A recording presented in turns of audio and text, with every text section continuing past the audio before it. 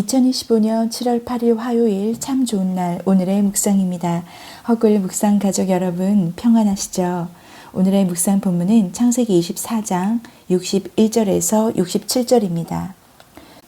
리브가는 종들과 함께 낙타를 타고 이제 이삭을 만나기 위해서 길을 떠나게 됩니다. 그게 61절에서 나오죠. 그런데 그때 62절에 보면 이삭이 부엘라 헤로이에서 왔습니다. 부엘라 헤로이는 하갈이 고백이 담긴 그런 곳이죠. 그곳에서 그가 왔는데 63절에 보면 이삭이 저물 때 들에 나가서 묵상을 하다가 낙타떼가 오는 것을 보게 됩니다. 64절을 보면 리브가가 눈을 들어서 이삭을 바라보는 장면이 나오는데요.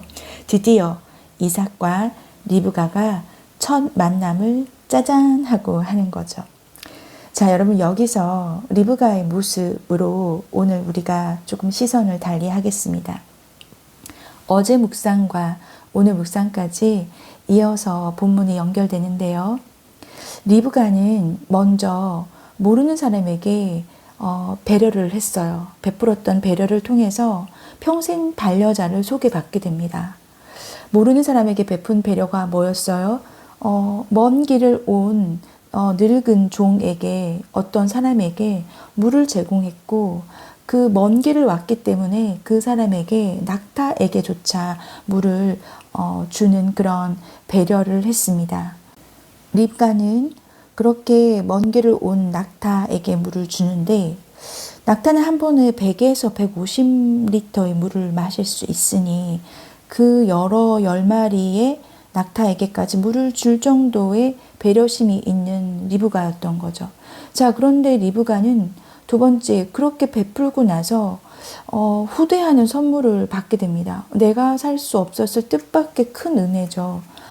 창세기 24장 21절에 보면 그 종이 리브가를 묵묵히 주목하면서 반세겔 무게의 금 코걸이랑 13겔 무게의 금 손목고리 한 쌍을 그에게 주면서 네가 누구 딸이냐 그러면서 유숙할 곳을 안내를 했더니 그리고 나서 쭉 이어진 상황을 보니까 그 사람이 자기가 친절을 베푼 그 사람이 아브라함의 종이라고 소개를 하면서 자기 집에 와서 그렇게 머리를 숙여 경배하면서 주인 아브라함의 여호와를 경외합니다 라고 찬송합니다 라고 하면서 이렇게 자기가 뭐 때문에 왔는지를 그 친절을 베푼 그 사람이 자기 가족에게 얘기를 하는 거예요. 알고 봤더니 신부를 구하러 왔다고 하고 자기가 그 기도 응답이라고 말을 하는 겁니다.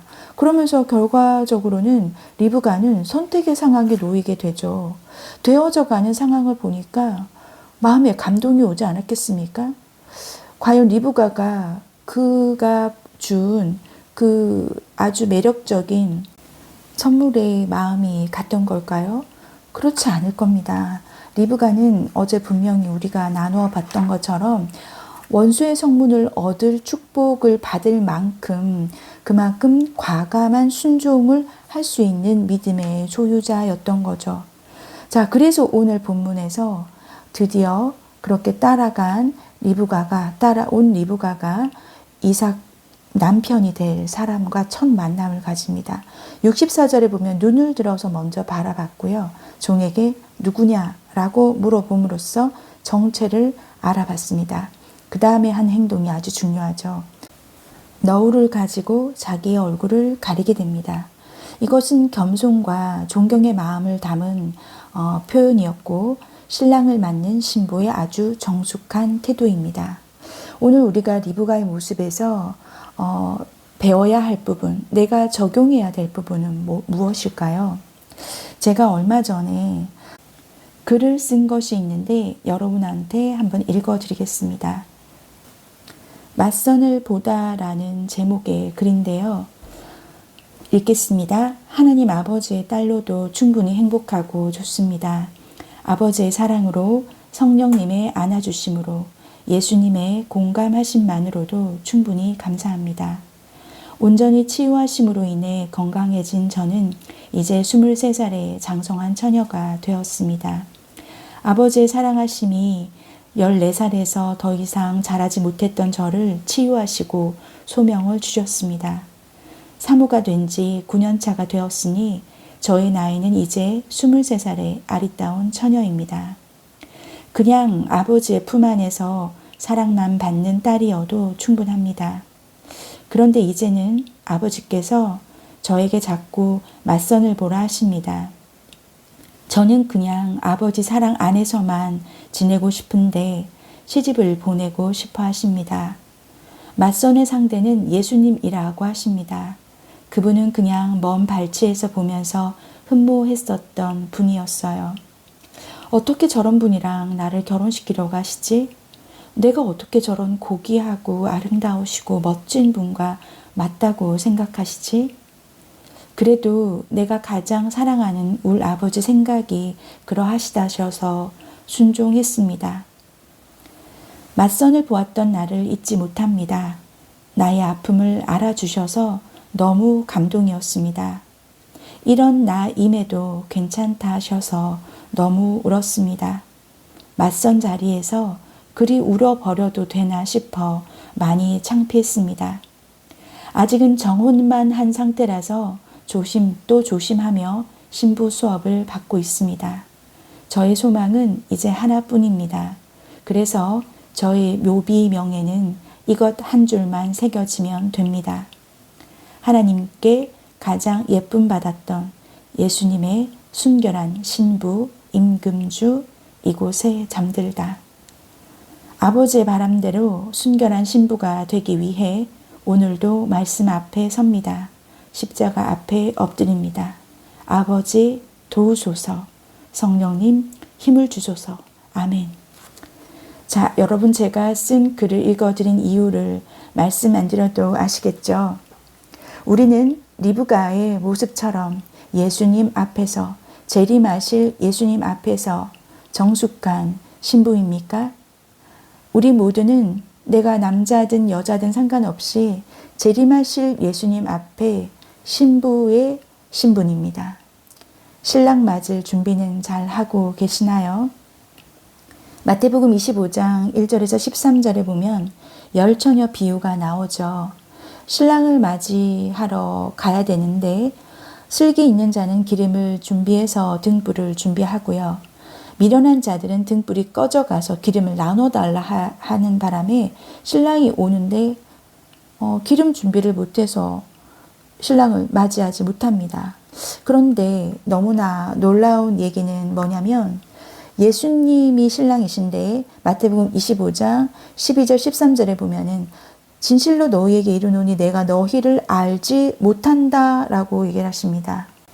우리는 과연 예수님께서 내가 너희를 안다라고 하면서 그렇게 신랑으로서 오시는 예수님을 맞을 신부의 모습을 가지고 있냐라는 거죠. 순결한 신부, 정숙한 신부는 어떤 것일까요? 신랑만 바라보고 몸과 마음을 깨끗이 유지하는 성결한 상태의 신부가 아니겠습니까? 마음이 나뉘어지지 않는 거죠. 죄로 여겨지는 것은 절대 가까이 하지 않으려는 노력이 있는 거죠. 세상과 죄와 성령님이 기뻐하지 않을 어떤 것도 취하지 않겠다 선택하고 결단하며 행동으로 옮기는 신부이겠죠. 베드로후서 3장 10절, 11절, 12절에 보면 주의 날이 도둑같이 오리니 중간 생략하고 너희가 어떠한 사람이 되어야 마땅하냐 거룩한 행실과 경건함으로 하나님의 날이 임하기를 바라보고 간절히 사모하라. 아멘. 오늘 우리가 리브가의 모습처럼 이삭을 맞이하는 리브가의 모습처럼 너울을 가지고 자기의 얼굴을 가리는 그런 겸손과 존경의 마음을 담은 그런 정숙한 신부의 모습을 가진 우리가 되길 간절히 바라고 원합니다. 함께 기도하겠습니다. 하나님 아버지, 오늘 리브가의 모습을 통해 정숙한 신부의 모습을 살펴봤습니다. 하나님 아버지, 우리는 재림하실 예수님 앞에 얼마나 정숙한 신부입니까?